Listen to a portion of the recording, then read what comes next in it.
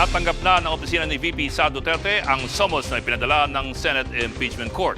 At live po mula sa Batasang Pambansa, nanguna sa balita si News 5 House Correspondent Marian Enriquez. Marian, anong susunod na mangyayari ngayon?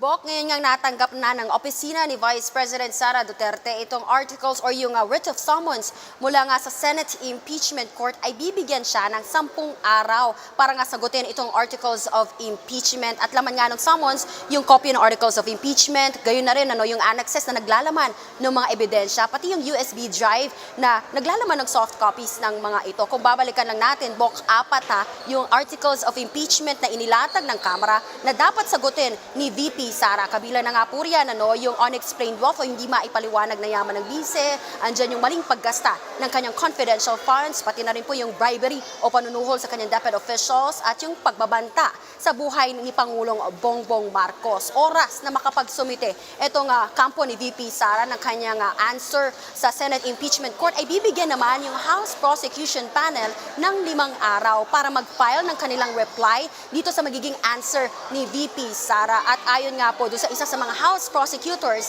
na si Bicol Soro Party List Representative Terry Ridon, posibleng questionin na naman ni VP Sara yung jurisdiction at yung constitutionality ng impeachment proceedings. Narito po yung pahayag ni Congressman Ridon.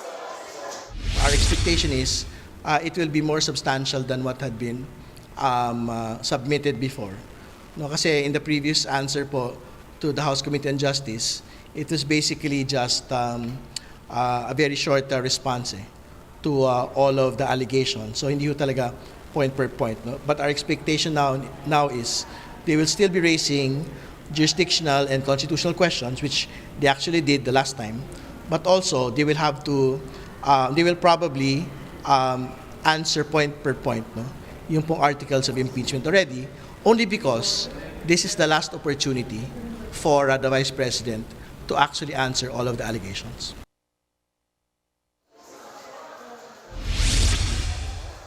Bok, umaasa nga yung House Prosecution Panel na posibleng sa 2nd week o 3rd week ng June ay gugulong na yung mismong paglilitis kay VP Sara. Bok. Bok, do we know kung sino na ang bubuo ng defense team ni VP Sara? Bok, wala pa tayong update tungkol dyan sa defense team ni VP Sara. Pero nauna na pong sinabi ng isa sa mga abogado ng bise na si Attorney Michael Powa na bubuin ng 16 na abogado itong defense team ng bise. At nakahanda raw itong si VP Sara na humarap mismo sa Senate Impeachment Court kung kakailanganin. Bok. At kamusta naman ang paghahanda ng House Prosecution Panel? Bok, tuloy-tuloy nga yung mga pagpupulong, meetings at paghahanda ng House Prosecution Panel para nga po rito sa nalalapit na impeachment trial ng bise. At actually, nagbigay na rin sila nung hatian, inilahad na sa atin yung hatian ng bawat articles ng mga House prosecutors, 11 mga kongresista.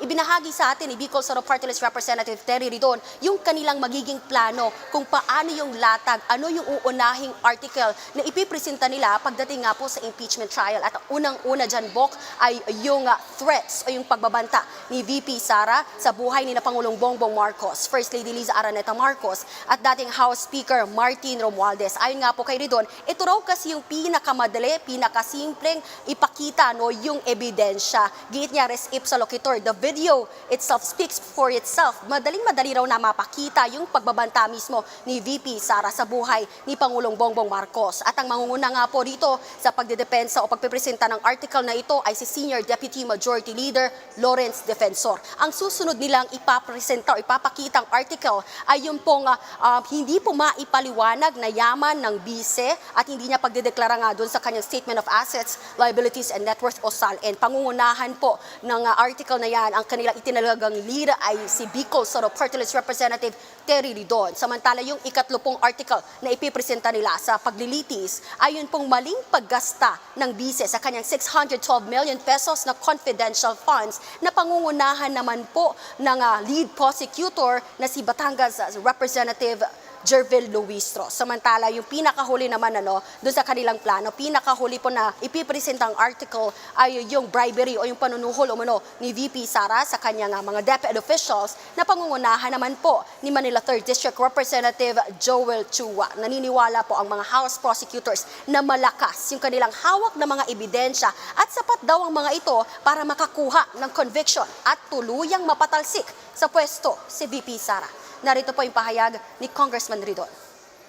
The evidence will speak for itself. On each and every ground naman po, we have high certainty that we can get a conviction, at the very least 16 votes. No?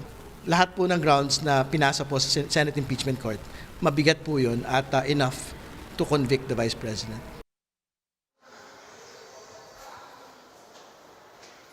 Samantala, Bok, ilan din nga doon sa binahagi sa atin ni Congressman Ridon, kinumpirma niya na isa nga po doon sa mga tumutulong sa kanila na private prosecutor ay si Attorney Lorna Capuna, na kilala rin daw po na litigator. Yan muna ang latest. Dito sa kamera, balik sa Bok. Ulat ni Marian Enriquez, live mula sa Batasang Pambansa. Mga kapatid, Jig Manikad po, pagdating sa mahalagang balita sa loob at labas ng bansa, dapat una sa lahat, mag-follow at mag-subscribe na sa social media pages ng News 5.